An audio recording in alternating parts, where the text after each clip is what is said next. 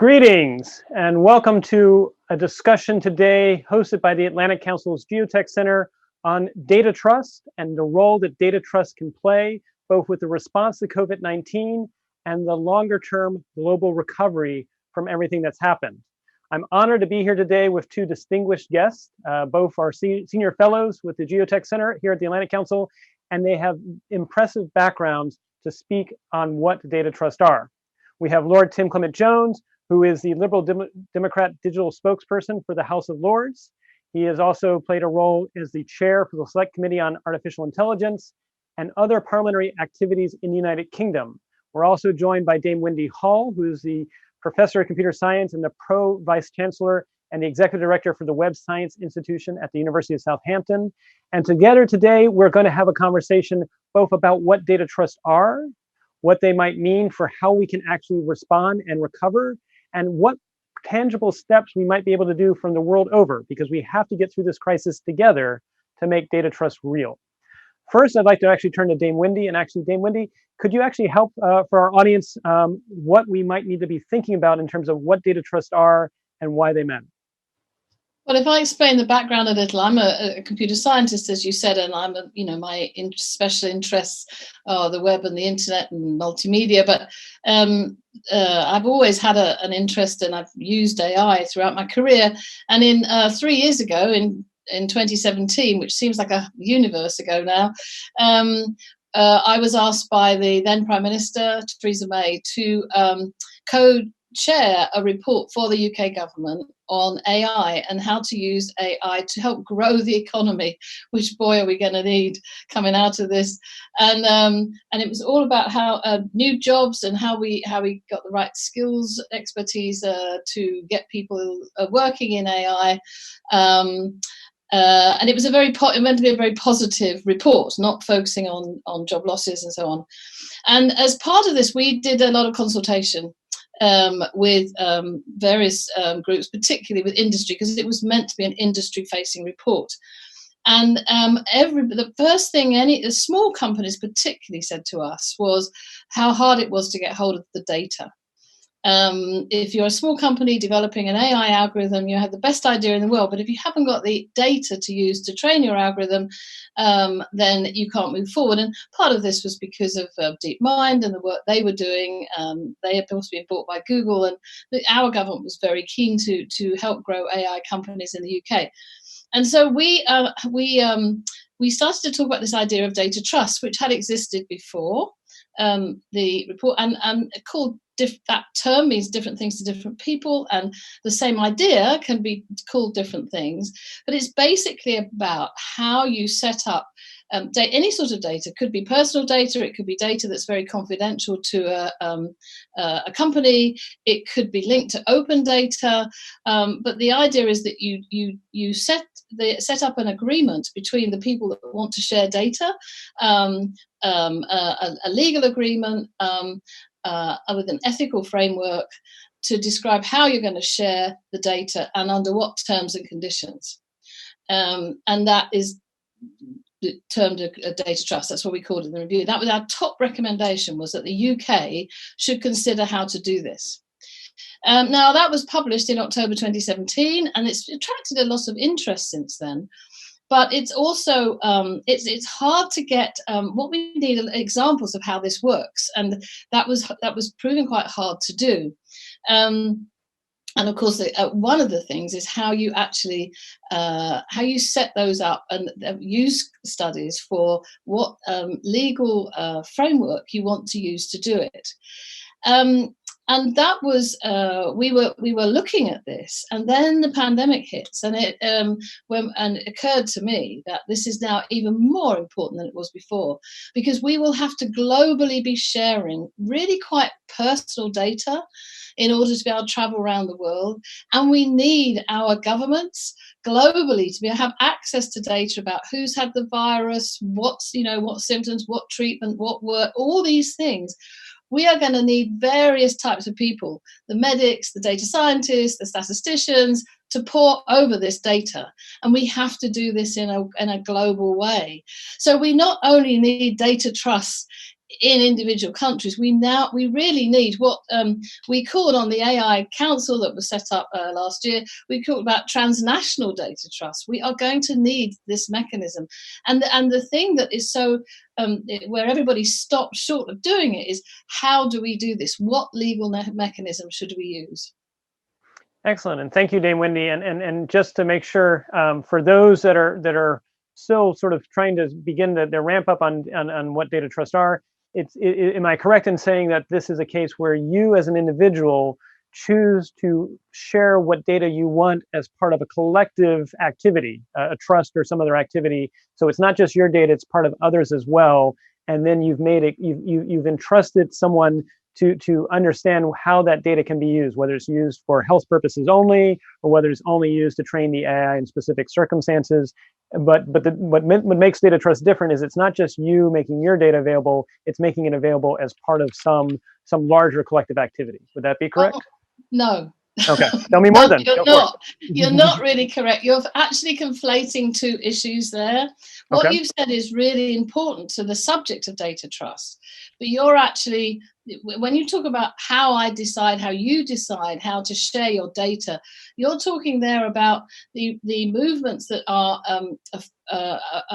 ongoing throughout the technical world about how we give the power back to the people to decide who they share their data with, rather than the big tech companies or the government deciding that.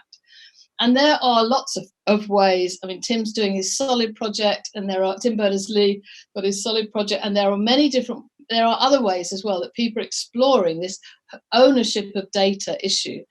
And yes, I mean, it could be that if that movement gets going, then people could decide which data trust they belong to. But actually, in terms of solving the crisis, that we've got to do things today. Our governments have got to act on our behalf in many ways. We may not have the time to explore that in the crisis. Over the longer term, we will, and that mechanism will be available. What I'm talking about with data trust is more likely to be an agreement between two companies, or a company and a government, or two companies and a government, or it will be stakeholders in owners of data. Now, in the UK, in terms of health data, we could be talking about the entire NHS, or we could be talking about a hospital trust, as they're called in the UK, that has the data, that has collected the data it's got about its patients, and who it will have collected that under data protection laws, and then who it can decide to share that with. And the issue around whether how our agreement, the personal agreement to that, is related, but not the same thing as we're talking about with data trusts here, which are more likely to be between different organizations. Excellent, and I really appreciate that clarification. Thank you. And I want to remind our audience we are live. So if you have questions that you want us to address, please tweet at AC Geotech, Atlantic Council Geotech, or use the hashtag #GoodTechChoices. With that, I'd now like to turn to Lord Tim and said, so Dame Wendy was talking about how we might go about implementing these legally, and the fact that there's many different ways. I was wondering if you could give your perspective both in terms of what possible legal frameworks there might be, and then given your perspective from Parliament, why is this something that government should care about? Why is this something that should be something that's done both by national governments, but ideally working with international partners as well? Yeah, thank you, David. Wendy and Jerome Pesenti deserve huge credit for having put the data trust on the agenda, because before her report came out, this wasn't something that was in common parlance, so to speak. But when my committee produced our AI in the UK report in 2018, we picked up on this, and we thought this is a really important concept, because it in a sense, it cuts that real Gordian knot about private interest and public interest. Because one of the big issues is, what are the circumstances in which a public authority can use the data for a public valid purpose? And that's exactly what Wendy's talking about here. In a COVID-19 situation, or another big public health situation, what are the rules of the game? How can we enshrine that in a way that gains public trust? And I think that's a really important concept. The trouble is with the legal mechanisms is that we've become a little bit theological. about how they operate.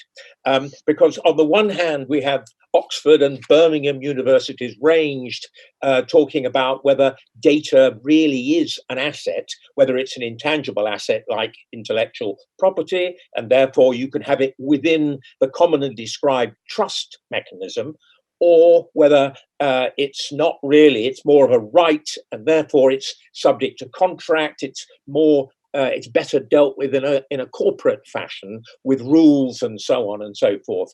And frankly, you can dance on the head of the pin about these kinds of things, but what you have to do is say, what is the real objective? And there are several different layers of this, because of course individuals do have data that they feel that they want better control over, so they want a mechanism where they can inject their data in common with others into a kind of trust which is rather different from Wendy's kind of trust. On the other hand, that is a trust that could then contract with, if you like, the more single purpose trust, the NHS data trust, or whatever you might call it, so that then they will feel comfortable because there are certain rules that have to be applied. The NHS, in a transparent way, has to agree to certain forms of transparency, and so on and so forth. Now, of course, this has got huge application in current circumstances where people are concerned about some of the tracking and tracing apps, and in terms of just what data is being used, how long it's going to be used for. I mean, you've probably seen the quote from Yuval Noah Harari that, we're either going to have totalitarian surveillance, or we're going to have, citizen participation. And that is going to be really one of the question marks for the future. Well, thank you, Lord Tim, and maybe to dive a little bit more on that, because I think you put the choices before us, which is this something that is participatory, or is this something that unfortunately the public is not involved with? So with the choice that we ideally prefer not to do autocracy, since we are with the Atlantic Council and our goal is to try and encourage freedom and choice. Could you talk a little bit more about, with the AI committee that you chaired, what were some of the possibilities that were being considered, recognizing the reports came out in 2017, and then obviously we're now in the pandemic, but what were some of the things that people were thinking about as sort of prototypical ways to start sort of moving forward with data trust to actually inform AI in a way that would involve the public as well? Well, interestingly enough, and of course, as Wendy says, things have moved on hugely just in 2 years. I mean, not just because we're in a pandemic, but also because the concepts and the amount of discussion that's taken place between different universities and as I said, the sort of rather theological discussions about the legal structures that have taken place have been extensive. But the way we thought about it back in 2018 was actually quite apposite for now, which is a health purpose for a data trust, basically, where you had an entity like our National Health Service, which was able to have certain rules that applied to the data that it collected and shared and used, and then those rules applied to the companies and so on and so forth. Because, of course, we've had our public controversy about the use of NHS data by companies like DeepMind and so on and so forth, quite inadvertent in a way, but they have sensitized people to the use of health data, which people feel quite strongly. But of course, we also have the data protection legislation, the GDPR, the General Data Protection Regulation, which covers that as well. But what it doesn't always say is that an entity like the NHS has to be absolutely transparent about how it is using that data. And I think a data trust would make sure that they had to do that in those circumstances. And again, we're back to the issue of public trust, because if we don't get public trust, then all we do is breathe suspicion. We don't get buy-in from the general public. People won't load apps voluntarily to their phones and so on. I mean, we've seen the tracing app that the Singaporean government used, and it was done on a voluntary basis, but only 1 in 6 people signed up to that. And I think that if we had a really decent structure, a recognized structure of data trusts with clearly established rules, that people would sign up. They'd have a greater faith that their data wasn't being misused. Well said, and you hit the nail on the head in the sense that we already have enough misinformation and disinformation surrounding the pandemic. If we don't have transparency, it's only going to make it worse. Yeah. Dame Wendy, from your perspective, what have you seen in terms of nascent efforts to move data trust forward, and things that show what we might be able to do now that it's become very relevant, and we need to start thinking about what we can actually do for COVID-19? So I wish I could say, here's a list of people who've done this, and go look. And because that's what we were actually getting to the point of doing in the UK, and our work was, the work was going on around this was actually looking at setting up these trusts, but of course there was no sense of huge urgency. In terms of the recommendations from our review, that became a sector deal, and that led to the setting up of the Office for AI in the UK. They had some money for pilot projects, and that was given to the ODI, the Open Data Institute. All these acronyms sound the same, but the money went to the Open Data Institute, the ODI, and they have run some pilot projects, and they have, there's a report on their website about how they did that. They were small but well formed, and we were looking to build on that. They have another one almost ready to go, but their launch was put off because of when we all went into lockdown, and very much hope that will be made public soon, so that we can start having case studies. I was talking to a firm of lawyers yesterday, again, who are, and I know there are several firms of lawyers in the UK who've been are on the verge of announcing that they've set up data trusts, and at the moment they are, the lawyers are setting them up as using, as contractual agreements. I mean, the key thing is that to have, to quote from the lawyers I was talking to yesterday, the trust needs to know what its purpose is, and it needs to have an ethical code of practice. I mean, we haven't talked much about ethics, but a very important part of what we talked about in the review was not just the legal contract, but the ethical code of practice. Now, we have, as Tim Clement-Jones said, the GDPR and other data protection laws, and every country has its own, every region has its own version of those, but you need to abide by the law.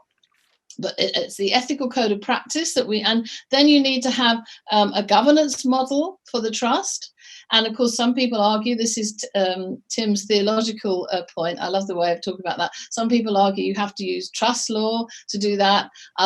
Many lawyers I talk to say a contract, but you have to have a governance model. Who is actually going to judge whether the company, the organizations involved are abiding by the rules and regulations set down in the trust agreement? And it needs all be set up as a contract that protects the data owners, or the people who are holding data on behalf of other people, like a health service might do.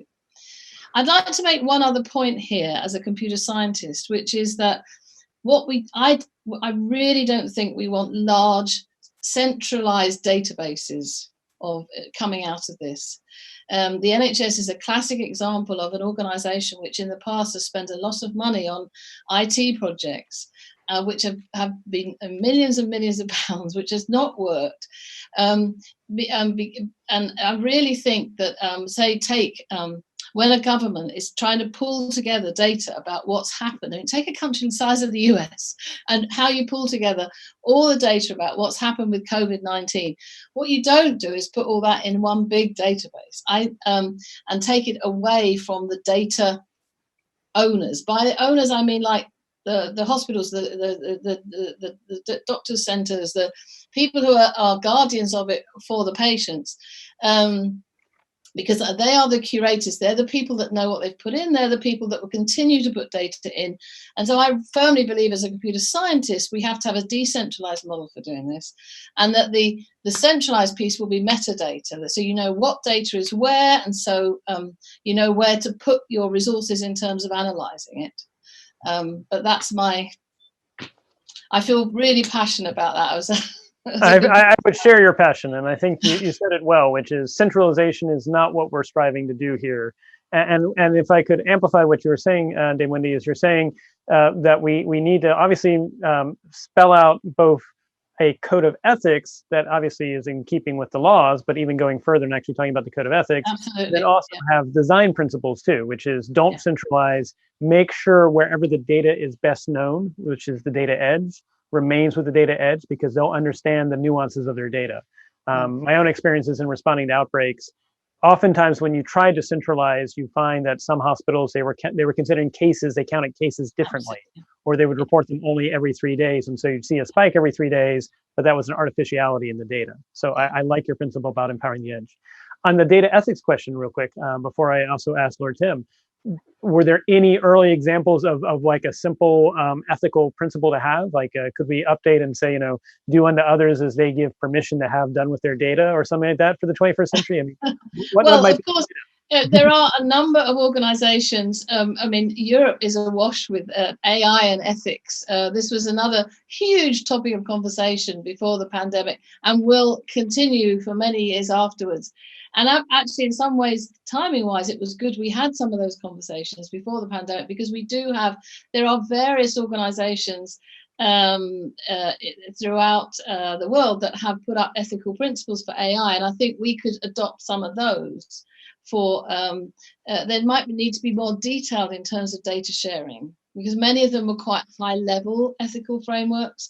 But it seems actually this is, to me, the way to approach AI ethics, is to look at, because at the moment AI is about, I mean, AI is more than this, but at the moment AI is about machine learning, and that learning is done on data. And so to me, if you look at the data ethics, then that really helps inform your AI ethics. And so that's where I'd start to look at the various treaties that have been put up about AI ethics, and then apply those in the concept of a trust. Well said. And I've also found it interesting how everyone's rushed to AI ethics, recognizing AI is the new shiny. But if you don't think about the data ethics, it's kind of like you don't have enough of a foundation to talk about AI. So Lord Tim, on your thoughts, what would you see as good principles or ethics to consider? Do you have anything to add? And then I have a second question, but I'll follow up after that first in terms of, first, what are your thoughts? Of course, I've got something to add, David. Wendy's absolutely right, though, just to start off about the decentralized point. I mean, there is a debate going on at this very moment about what kind of tracing apps are going to be adopted broadly across the UK. And, we have the decentralized model. There's an app, for instance, being developed by one of our universities called the Decentralized Privacy Preserving Proximity Tracing System, for instance, DP3T for short. But then the NHSX, if you like, the digital bit of the NHS, is developing a much more centralized app. And so there is a bit of a debate going on exactly in the way that Wendy's talking about. And I think, exactly like she said, the default should be a decentralized system. And of course, when we talk about AI ethics, they aren't as specific as that in that sense. Of course, when we talk about AI, and Wendy and I have been debating AI ethics for the past several years now, but I mean, all leading towards actually quite a degree of common ground between the EU, even the Department for Defense in the States has a set of ethics now. There are Beijing principles, OECD, G20, you name it. I mean, there are more sets of principles you can shake a stick at, but the whole issue is whether you can operationalize those principles, and whether you put them in regulation, in corporate governance standards, or in circumstances like this, where you actually want a set of rules that relate to the way you use data.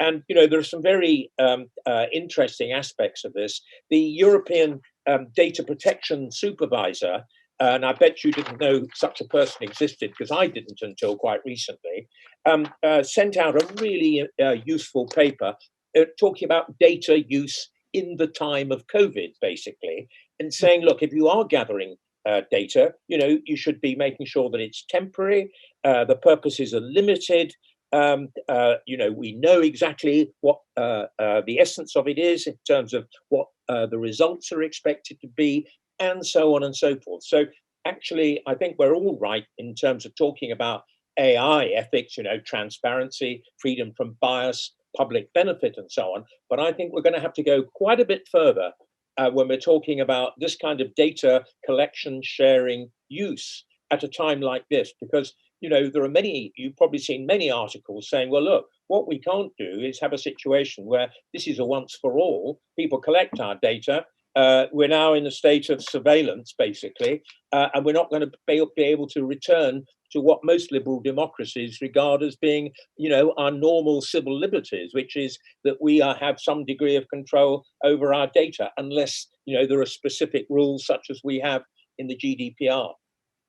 Very well said, and I liked how you said that we need to think about data actually having a shelf life, that it's not permanent, but it is to some degree forgotten as best it could once its point of being collected passes. So, okay, now, Lord Tim, not to put you on the spot, but let's say Google and Apple decided today to go to you and Dame Wendy and say, okay, we got it, we're on board with data trust.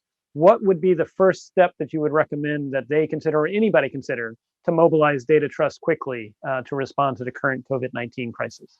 Well, the big problem would be that there is no off-the-shelf data trust at this moment. I mean, Wendy's quite rightly talked about the models that are kind of currently just about there.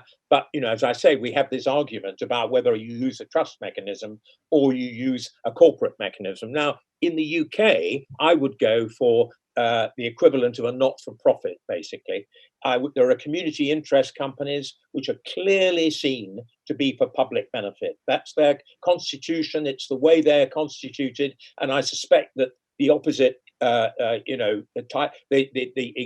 opposite number in the States in terms of not-for-profit corporations would be the kind of model that one would go for. And then you would actually then have a set of rules, a set of ethics, as Wendy said, and then some more specific rules about engagement and so on. But the governance at the end of the day is the really tricky bit, because, one of the problems with ordinary trust law is the conflict of interest issue. The trustees have to only act on behalf of the beneficiaries. They can't act for commercial purposes, by and large. So this is one of the big issues that trust law delivers. And so if you're going to have a hybrid and you're going to have somebody like Google involved, and they've got commercial aims as well as the data subjects who are going to insert their data, or the public data that is going to be inserted in the data trust, you need to get those rules very, very carefully specified, because I think conflict of interest is one of the big issues in all of this. And this is what I think the lawyers are struggling with. And real quick, and go ahead, Wendy, Dame Wendy, go ahead. Well, I would like to, I thought Tim said that brilliantly. I would like to say to Google and Apple, they should lead and set up data trust, but they've got to be done in a trusted way. I mean, well, certainly, I don't know about Apple so much, but Google certainly has a huge, and Amazon will have huge amounts of data on how we reacted in this pandemic, huge amounts, and far more than any government has. And what we need is to have access to that data for research purposes. And so if companies like Google and Amazon and Twitter and others would lead by saying, we will set up not-for-profit companies in which the data, we don't want data that's confidential to them, or we clearly don't want to break any data protection laws. They've got enough of our data anyway. But if they could lead by getting involved in this debate, and actually think about what it means to set up a not-for-profit that enables researchers to look at data that comes from the huge tech companies, I mean, that would be mind-blowing. There is hope, because actually Google and Apple are working on, if you like, this whole Bluetooth aspect of apps at the moment. And it looks like that they are the good guys, interestingly enough. Because it's all about, we'll see what happens, Wendy. But the rumors are that actually this is going to work. The way that if you like, the Bluetooth stays on without just passing your personal data across is going to work. But that isn't the model, it appears, that is being used by our NHS. So we will have to see. Well, I agree with you, Tim. I think that I totally agree that we can do this contact tracing without destroying people's privacy. I agree with that. And if they could put it in the mobile phone operating system, that is a potential way to do it. What worries me is down the line when the crisis is over, and what happens to that data that there will, they will inevitably, the ISPs will have. That's what we don't know. You see, that's why we need data trust. Yep, and we need complete transparency, which we don't have at the moment. So recognizing I may have a conflict of my interest myself, so I'll do a disclaimer that I am with a nonprofit that tries to bring together different sectors and nations. Maybe this is something that we could see if we can find industry partners. Now, let me go a little bit further. Yes. Because you're let's talk about how this might work. So you both mentioned the governance question. Does it need to be like how boards of companies have both people from outside the company to try and think beyond the interests of whatever that group is? So maybe we need to have like boards, and also maybe they need to be representative of the stakeholders whose data is involved. So you need to make sure you involve members of the public, that they are actually representative of the different communities, whether it's in terms of age, gender, racial backgrounds, whatever poverty status they come from, that we need to make sure that it's actually both folks that are not tied to the vested interests of the organization or the trust itself, and also representative as well. I was wondering if maybe you could give some thoughts about different governance approaches.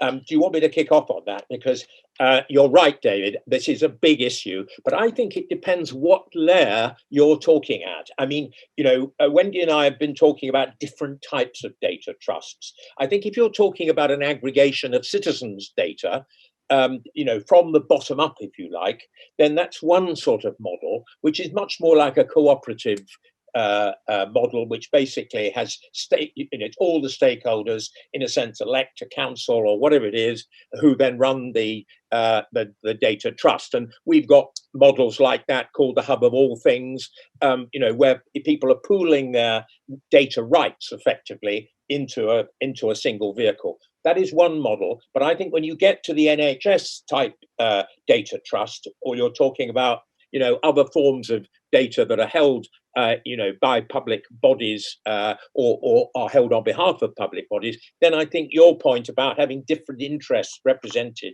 I think really does have to be taken into account. And that's where one really does have to get the model right, because say, for instance, you have the NHS data held in a trust, which is largely where the directors are largely government ministers. I'm not sure that would have a great deal of buy-in from the general public.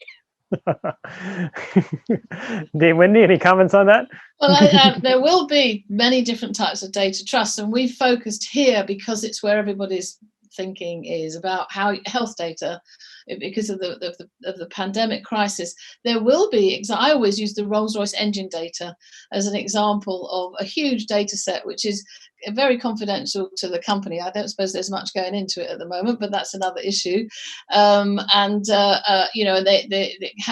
they share that? It's not personal data, it's data that's confidential to a company. How might they share that with others who can help them analyze it, or other people in the industry to help think of bigger issues like climate change and so on, and aircraft efficiency and maintenance models and all those sorts of things? Very different to a health data trust.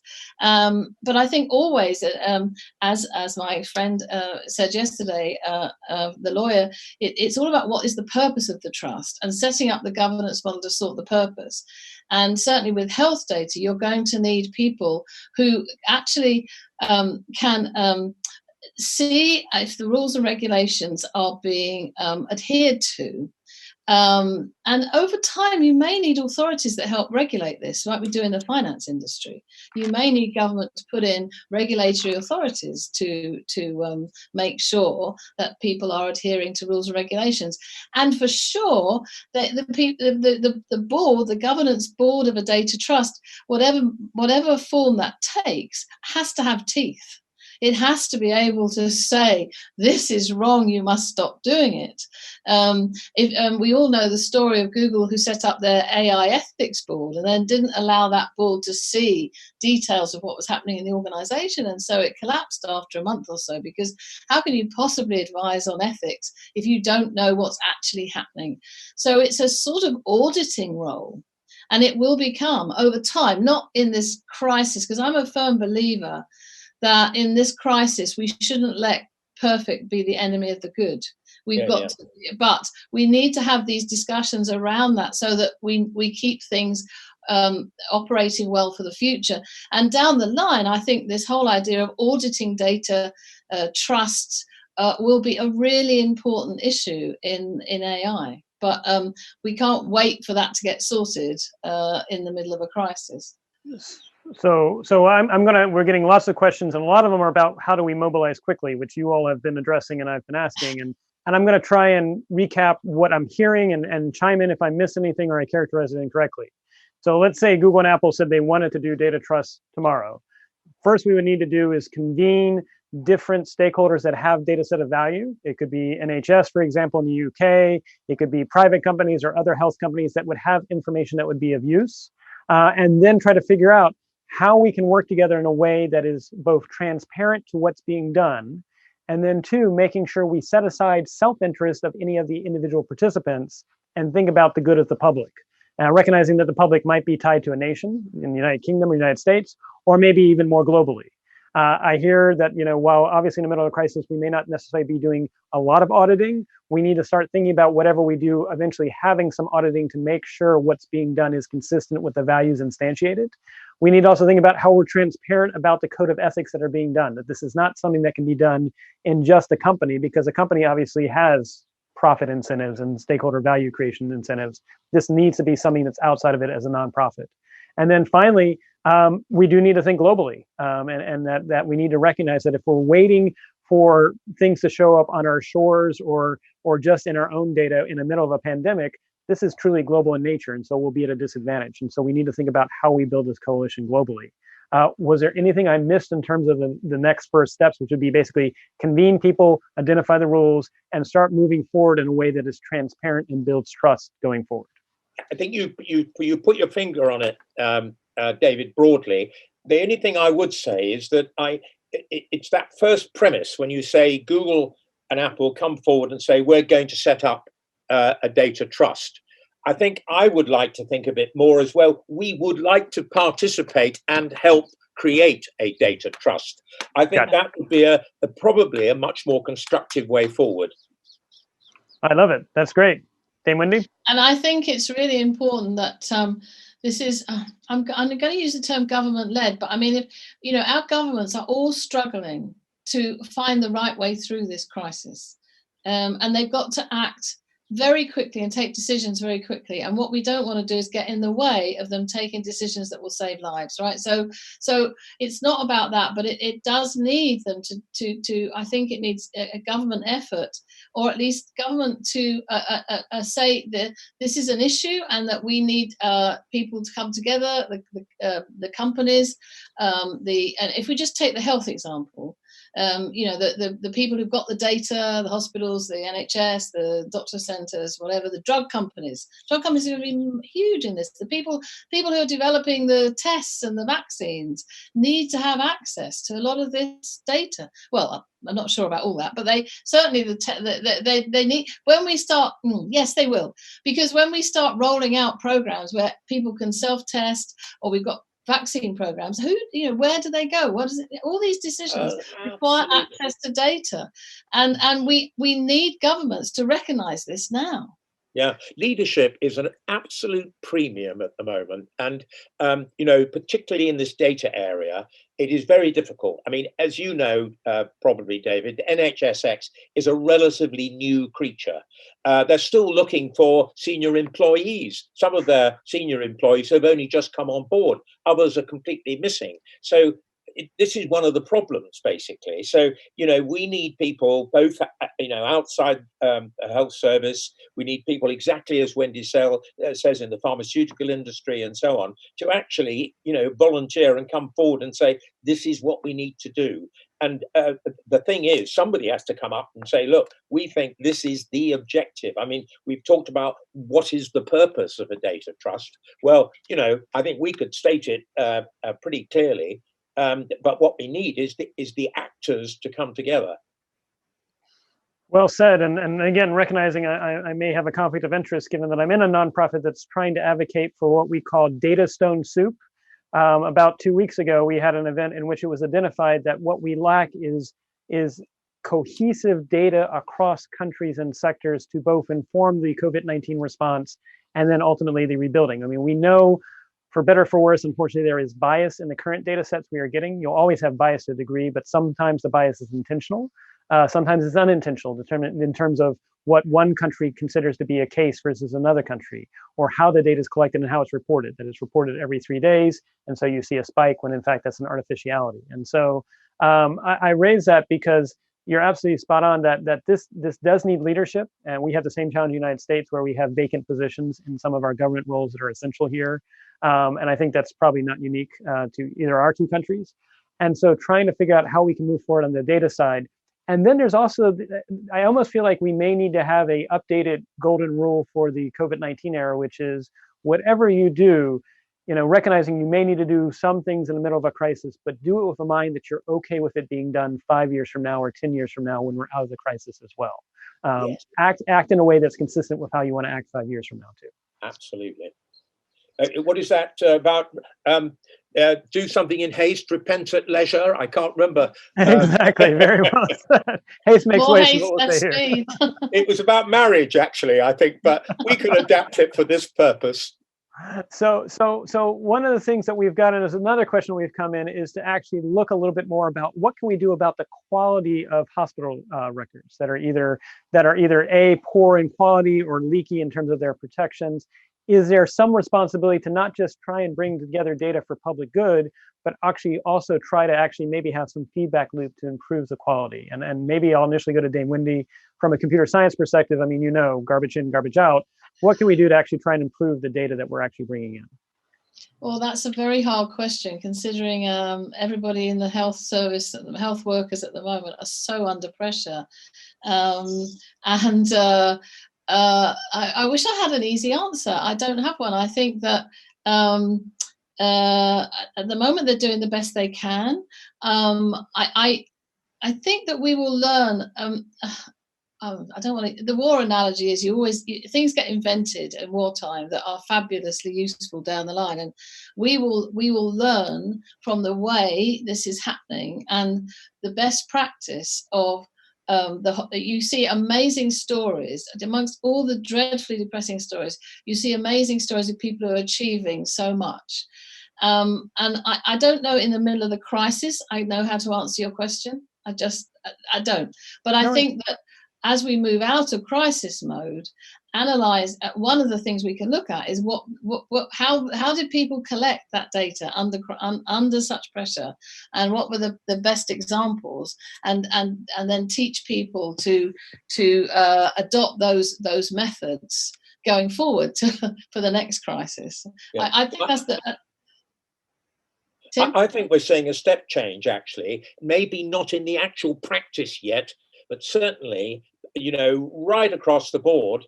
And it isn't just in the health service or public services this is taking place, that, we are, our population is now far more digitally savvy, just having had, a month lockdown and having to go digital, than, so we've seen changes that would have taken 2 or 3 years to take place, probably, that have taken place in a week or so, which is astounding when you think about it, because, Wendy and I think quite a lot about things like digital understanding, what do people know about is happening with artificial intelligence in their smartphone, for instance, that kind of thing. Well, I think that, the same rules apply to business in many ways.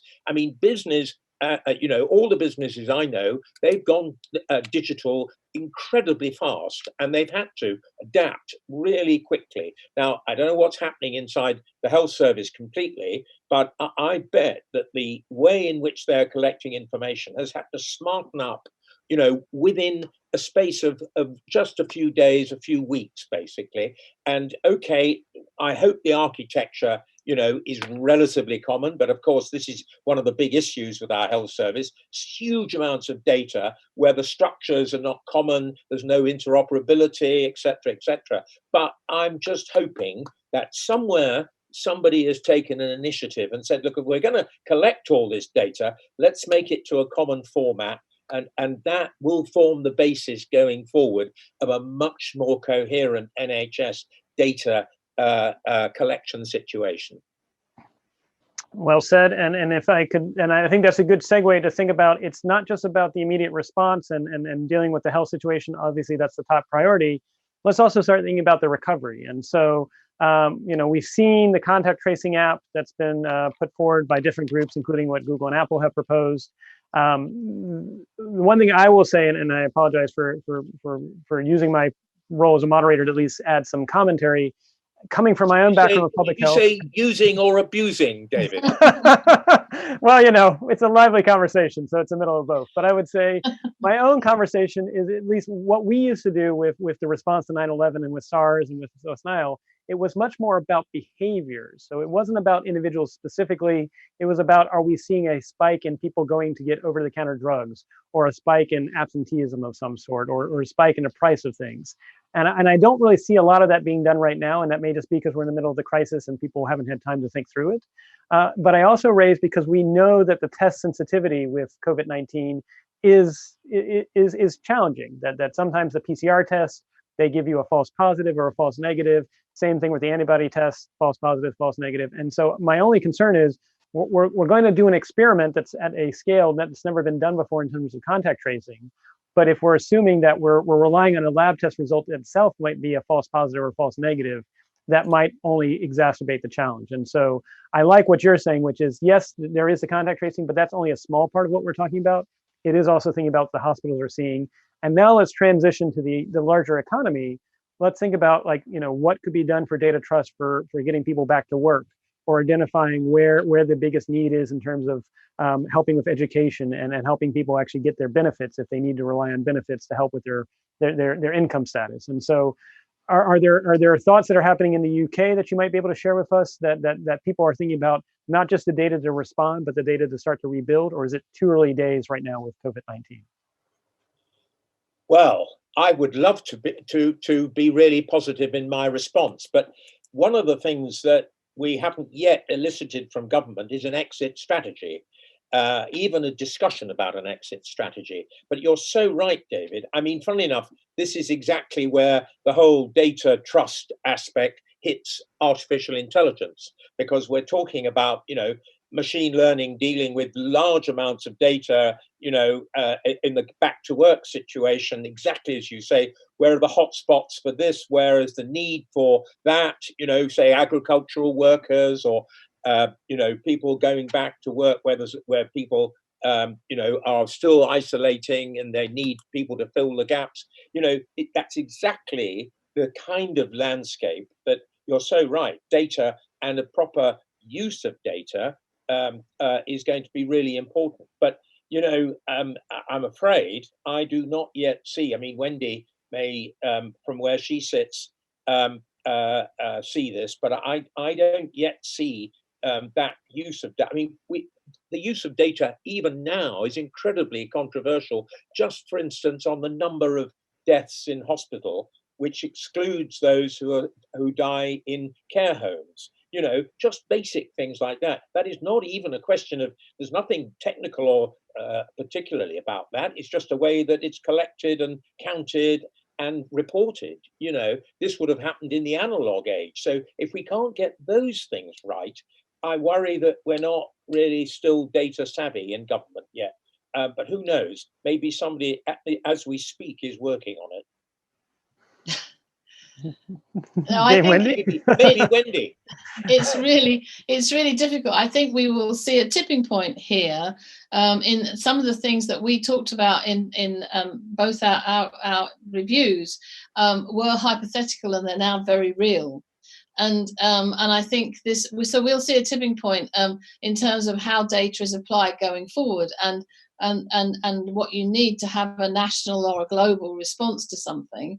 So I believe that there'll be lots of jobs for data scientists and AI people going forward, as we said in our reviews, and people who are going to do the auditing and the regulating and the making sure everything's fair, and the setting up of governance models, and lawyers and in this area. And government departments, in our review, we made it very clear that government departments were as much a target for our review as industry, because we need government departments. yeah, to collect the data, whether it's personal data or other, non-personal data, and apply AI to it in a way that makes things more efficient and more effective. But data trusts aren't a magic; they're not a piece of magic. They're just good building blocks for doing this. It's good practice. It's the way to stop the bridge falling down. It's the, but it isn't magic. It's not a magic solution. There's a lot of hard graft has to go into data collection. And I wish somebody was waving a magic wand and saying, this is the way we're going to collect data, and this is the architecture, and this is the terminology, and that isn't happening at the moment. And it's part of a suite of confidence building measures that you need in order to create trust between government and the individual, and of course between the big tech companies and the individual as well. Wendy's absolutely right. Data trusts are a big part of that. But when you look at, say, government's use of live facial recognition technology, or you look at algorithmic decision making in the policing and the prison service, probation service, things like that, where, frankly, it isn't transparent enough. And we didn't get government into good habits before the COVID crisis, basically. If we had, maybe we'd have more transparency about the whole tracking and tracing and treating agenda with NHS data. But we need to get government into those good habits, and then we can build public confidence that their data, their public data, their personal data, which is garnered by public bodies, is being used responsibly and for public benefit. But we aren't there yet, and I think that's why we have to keep jumping up and down to get government in the right place, actually. But I think we have, I hate to say this, but we have time, because people are talking about a vaccine coming out in 12, 18 months, but that's not the end of it. This whole thing, we're in the crisis at the moment, but this whole how we learn to live with this virus and then move around the world with this virus and go back to having big sporting events and with this virus is huge issues around that. And we have ducked the elephant in the room, China, on this. We have to work with China, in terms to learn from what they're doing and to get trust in terms of sharing data. Just in terms of numbers, how you count in that data, we've absolutely got to do that, because huge leaders in AI, in the development of potentially the vaccine, and we've got to. Our governments have got to work with them in ways that we're comfortable with. Absolutely. Very well said. And actually, we just did a study at the Geotech Center that was released on Monday that looked across. We polled multiple experts, more than 100 experts, about how COVID-19 would impact R&D trends. And interestingly enough, the prediction of the experts on R&D and geopolitics saw that in the UK and Europe and the United States, there would be an acceleration in R&D, both associated with the future of work and how we work, as well as an acceleration in research on the future of health, obviously impacted by COVID-19. However, there was not as noticeable a prediction in the advances on data and AI. The one country where they thought that data and AI was going to accelerate the most was actually China, of all places, and not accelerating both on the future of work and the future of health. And that may be because they have a different regime. It may be because they've already done more advances in that space. But I share that because what you hit the nail on the head, as you're both saying, is we do have to engage China. And at the same time, as we engage China, be mindful that at least what they've chosen to do, which is not as transparent, is not as participatory as we've chosen, that we don't pick that same path. And again, they've picked a path that they want to be, that's fine. We want to be mindful of a path that we want to pick that is more in keeping with the values we have for open societies. Absolutely. And you'll find that there's shades too. You look at South Korea, you look at Singapore, there are other models of data use and surveillance or non-surveillance, citizen empowerment, if you like. And I think we need to learn those lessons quite quickly. But I thought that report was extremely interesting in terms of, where is the focus of R&D going to be in the future? Because actually, one of the things that China's been doing, it's almost been using COVID as an experiment. I've seen quite a lot of articles about the use of artificial intelligence during the crisis. Now, whether they're completely pucker or not, I don't know. But they make interesting reading. I agree 100%. And I think we were talking a little bit earlier about how industry needs to work with the public and government. Obviously, in China, there is not that much of a separation between their private sector and their public sector. They are linked, and that's by design. But I think that puts down the mandate for technology and other large companies and industry that are working in Europe, US, UK, that they have to at least find a way to work at a similar speed with governments and publics, lest, unfortunately, we all do become more autocratic regimes. So we have about 5 minutes left, and I'm going to go first to Lord Tim, and then I'm going to go to Dame Wendy for the final word. But let's say it is now 5 years from now. So it is 2025. Hopefully we're able to meet in person at that point in time. Describe what you will have hoped will have happened over the next 5 years as we move through this and we've made advances to ideally get through both the immediate response and the long-term recovery from COVID-19. Lord Tim, what would be your hopes for everything that would happen as we get closer to 2025? Well, I'll take the optimistic route, David, because if I took the pessimistic route, I think it might be a downer at the end because, obviously quite a lot of my time as a legislator is trying to keep government in the right place. But if I look at this COVID crisis, let's make an opportunity out of it in terms of public understanding about the value of digital working, B, the data that they personally hold themselves, and how that can be used for public benefit. Now, if government gets through that and they earn public trust in the way they operate, that could be a real game changer. First of all, because people, they've had this learning curve, this massive learning curve in just a few weeks. So they now begin to appreciate just the value of the technology that is there, and probably business, I suspect, will have a much greater understanding of the opportunities available too. And then the pressure will be on government to make sure that they get it right too. And if Wendy and I can keep crusading for data trusts, and get the legal, if we can stop these lawyers bickering, for God's sake, we'll be in great shape. And if we can get that going, then I think we in that time span will have made the best of this crisis. Turn a crisis into an opportunity. Thank you, Lord Tim. Dame Wendy. Well, I'm going to pick up on that. I'm also going to be optimistic because why not? And I think we've talked a lot about health data because obviously that is our main focus at the moment in terms of getting us out of this crisis and saving as many lives as we can, both now and over the next 5 years, and in the underdeveloped world, clearly, as well as the developed world. But I would take two other examples. One is you mentioned education, I think, David, earlier. I mean, every university that I know of is shut. My university is shut, and everybody overnight has gone to teaching online. Now, universities have been doing this in slowly, various ways as the technology has improved.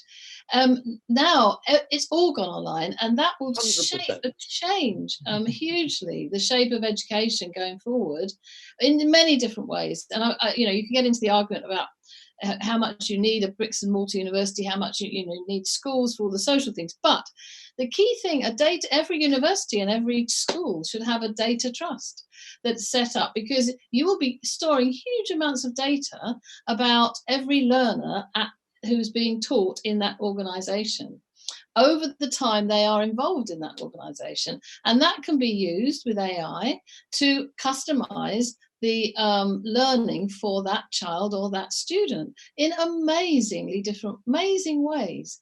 And it can also help with people with accessibility and disability issues.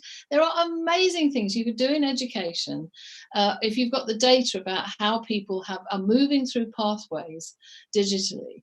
And that needs it needs the schools and the universities to have data trust set up so that people can analyze that data and then turn that back into best practice in education. Another example is climate change. Well, you could argue in one way we've solved climate change because we just kept everybody at home for however many months. That's how we've given the planet Stop the economy and solve. But so you could argue all sorts of things about, but actually I do believe that a really important thing for climate change is analysing the data, and it isn't just the data about how the temperature and the wind speeds and the glaciers and the oceans. It's about how people behave.